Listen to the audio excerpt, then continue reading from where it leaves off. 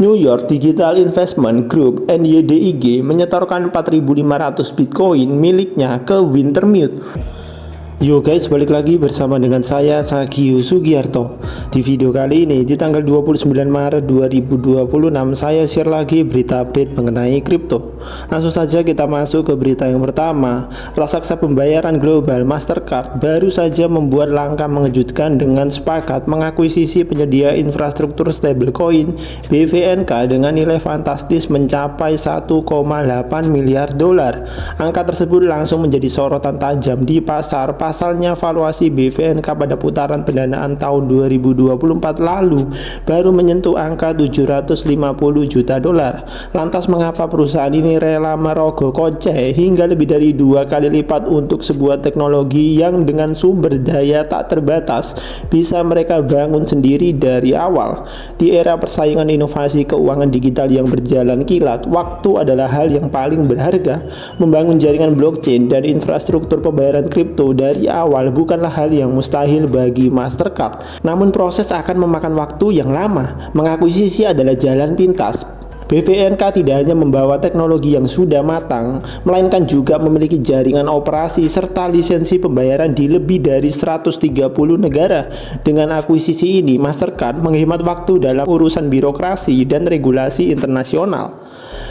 Alasan paling strategis di balik angka ini sebenarnya bermuara pada positioning. Jika Mastercard mencetak stablecoin sendiri, mereka secara otomatis akan langsung menjadi kompetitor bagi Tether maupun Circle.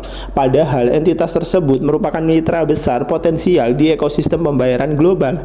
Selain itu, mencetak stablecoin mandiri berarti Mastercard harus berurusan langsung dengan regulasi perbankan yang super ketat serta menanggung resiko neraca keuangan. Akuisisi BVNK ini memastikan Mastercard tetap berada di posisi netral. Mereka memposisikan diri sebagai jalan tol yang menghubungkan uang tunai fiat dengan sistem aset on-chain. Koin apa yang nanti merajai pasar, Mastercard tetap akan meraup keuntungan dari biaya layanan lintas batas dan konversinya.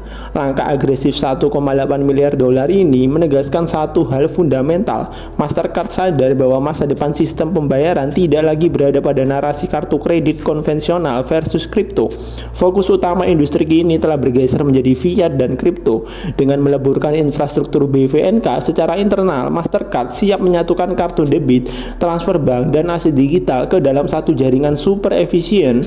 Pada akhirnya, transaksi lintas benua menggunakan stablecoin kedepannya akan terasa semudah menggesek kartu debit.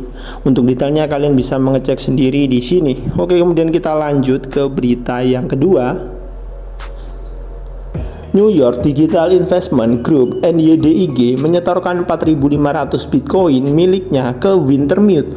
Untuk detailnya kalian bisa mengecek sendiri di bawah sini. Ya oke, kemudian kita lanjut ke berita yang ketiga. Forward Industry kembali mengalokasikan 3.620 Solana untuk meningkatkan exposure stakingnya. Untuk detailnya kalian bisa mengecek sendiri di sini. Oke, kemudian kita lanjut ke berita yang keempat. ETF Ethereum mencatatkan arus keluar outflow 48 juta dolar. BlackRock jadi kontributor utamanya. Untuk detailnya kalian bisa mengecek sendiri di sini.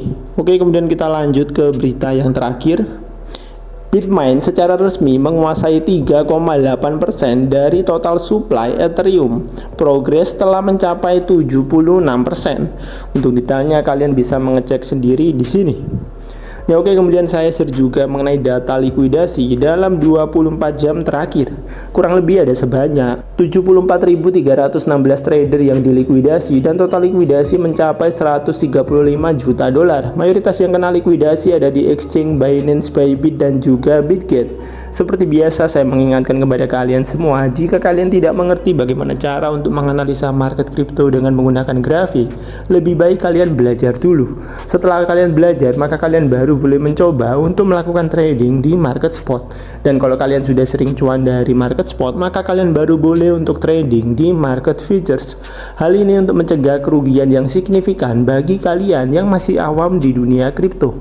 Namun jika kalian ingin lebih aman, maka kalian bisa berinvestasi saja di market spot, di mana kalian hanya perlu mempelajari aset kripto apa yang bagus untuk diinvestasi sebelum kalian memasukinya.